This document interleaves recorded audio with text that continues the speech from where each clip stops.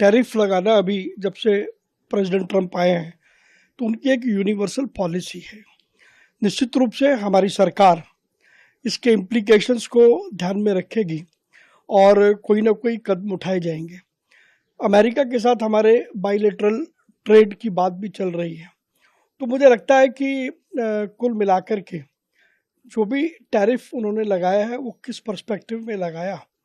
हमारी सरकार निश्चित रूप से इस पर विचार कर रही होगी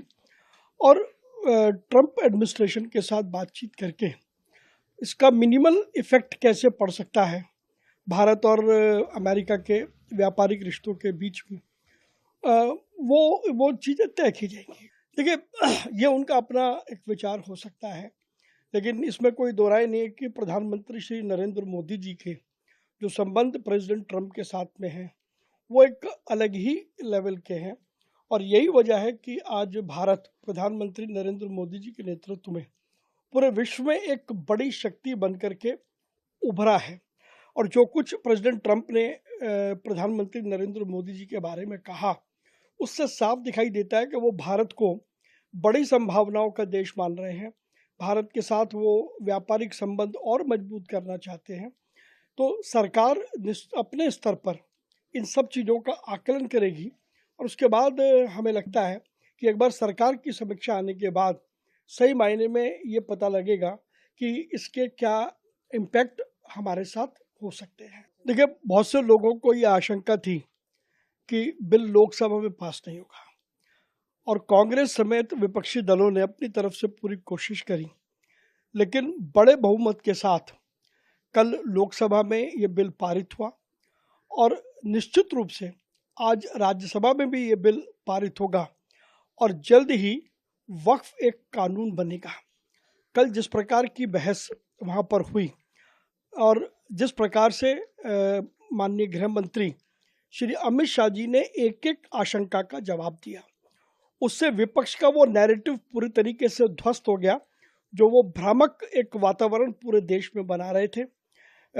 उन अमित शाह जी के और किरण रिजिजू जी के तर्कों के आगे उनके पास कोई उत्तर नहीं था, कोई जवाब नहीं था।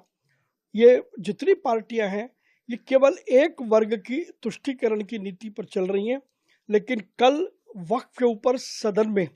जिस प्रकार से डिबेट हुई और जिस प्रकार से सरकार की तरफ से सारी बातों को स्पष्ट किया गया,